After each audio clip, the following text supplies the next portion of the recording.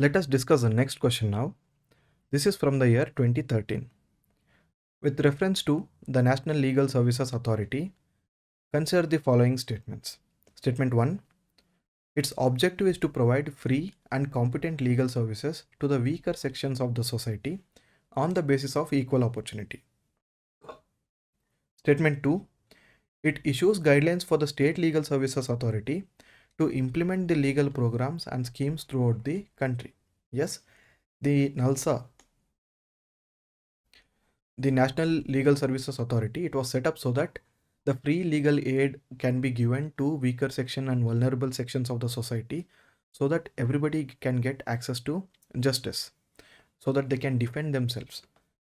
And certain vulnerable sections are covered under this act. We'll look at who are all covered. And the main objective is to provide free and competent legal services to the weaker sections of the society on the basis of equal opportunity. Yes, that is correct. And at the national level, we have the NALSA, and at the state levels, we have the respective state legal services authorities which are acting under the purview of NALSA.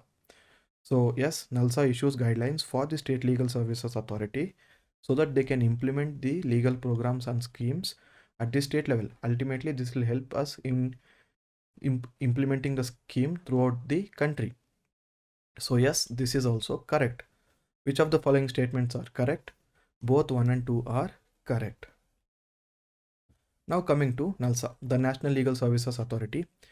It was set up under the Legal Services Authority Act of 1987. And what is the purpose? So that the free legal services and legal aid can be provided to the weaker and vulnerable sections of the society, and to organize Lok Adalat, ultimately so that the amicable settlement of disputes can happen. People can go for arbitration, conciliation, mediation, all of that.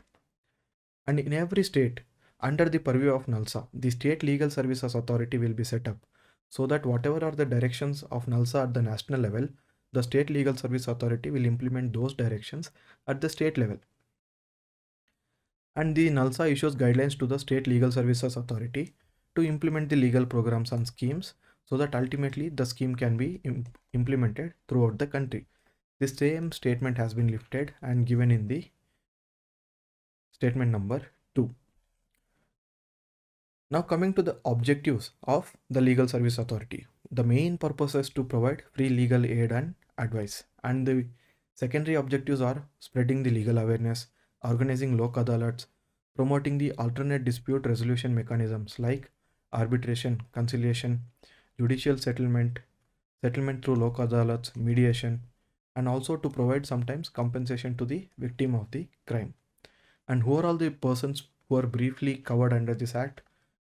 You can think of all the vulnerable section, the women, children, persons with disability, members of SC, members of ST, but note here, the OBCs are not covered specifically. There was a previous year question which said that OBCs are also covered. OBCs are not covered. You can see that only the scheduled castes and scheduled tribes are covered. The OBCs are not covered. The industrial workmen are covered. People who are there in the custody, they are covered. Victims of natural disasters, ethnic violence, caste violence, industrial disasters, victims of human trafficking, persons whose annual income is less than 1 lakh, or the income levels which are notified by the central and state governments, LGBTQ if their income is less than certain threshold. All these are people who are covered under the free legal services scheme. Now coming back to the question. Statement 1 and statement 2 both are correct. So answer will be both 1 and 2. C.